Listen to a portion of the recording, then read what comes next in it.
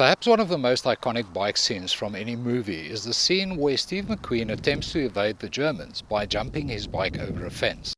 The bike he used was a Triumph TR6 Trophy. The Trophy was introduced in 1956 and it was eventually developed into the TR6C with its characteristic high pipes and folding foot pegs to target the growing number of off-road riders.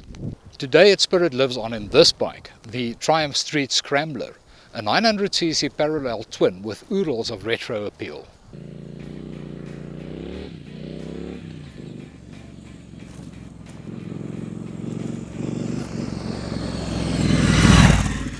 Triumph revived the Scrambler in 2006 based on the 865cc Bonneville of the time.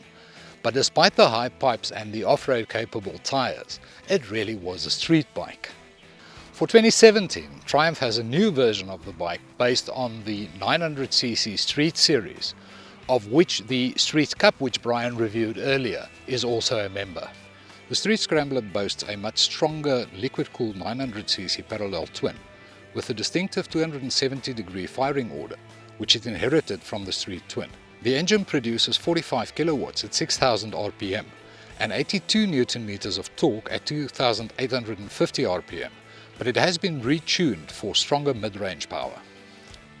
In the looks department, the Street Series heritage is evident with a generous sprinkling of 1960s styling cues. In addition, the Scrambler also boasts cues to its off-road nature, with a grille over the headlamp, Michelin Tourance tyres, a 19-inch front hoop and the iconic twin exhausts, although the latter are on the opposite side from the Trophy. With its bigger front wheel, the Scrambler does feel a little more nimble than the Street Cup, albeit at the expense of high-speed stability. But the Scrambler isn't made for high speed. While the Street Cup's sweet spot is at around 160 kilometers an hour, the lack of wind protection on the Scrambler means it's a lot more comfortable at between 120 and 140 km an hour. Surprisingly, the transmission only offers 5 speeds, but the gear ratios are spaced well enough that you don't really feel like you miss a 6th gear when you're riding. The ample mid-range torque makes gear changing almost unnecessary at speed, but the gearbox itself is smooth and positive enough so that you sometimes actually just make a gear change for the fun of it. It is much less of a street-only bike than its predecessor, but it isn't the type of bike that you would take too far off the beaten track.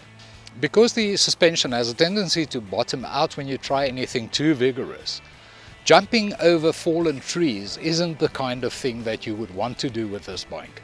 If you want to leave the tarmac, the Street Scrambler is better suited to dirt roads or sandy patches than venturing too far into the uncharted wilds. All in all, the Street Scrambler is a pleasant bike. It makes for a great commuter.